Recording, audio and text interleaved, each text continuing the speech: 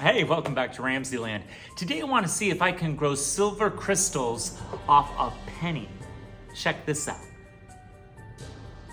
For this investigation, I'm using silver nitrate, a copper penny, a little bit of distilled water, a petri dish, and some steel wool.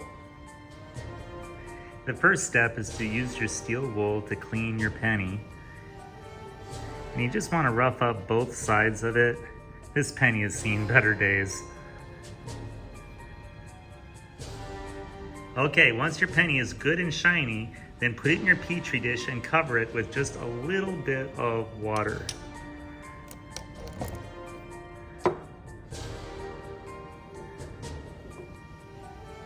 Just enough to coat the bottom of the dish. Now you may recall that I did this experiment before with a coil of copper wire and silver nitrate, and I can see the silver crystals growing really well, but I've never tried this with a penny before. Let's see what happens. Okay, so now we're ready to add just a little bit of silver nitrate crystals to the side of where the penny is. We're gonna see if they start to grow silver crystals along the edge of the penny.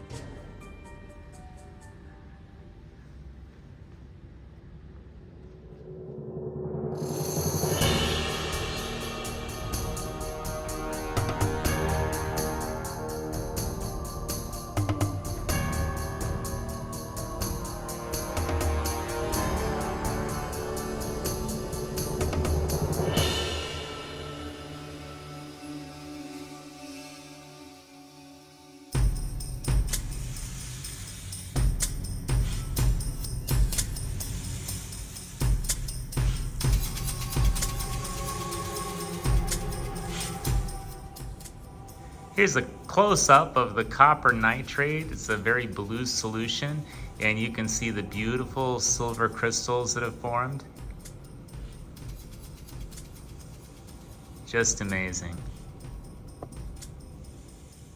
Okay, so what's going on in this classic single displacement reaction is you start out with copper, Cu, and silver nitrate, that's the AgNO3. So when those combine, the metal ions trade places, and since copper is more reactive than silver, the silver nitrate becomes copper nitrate, which is kind of a blue solution, and Ag is silver, and those are the crystals that you saw form on the edges of the penny.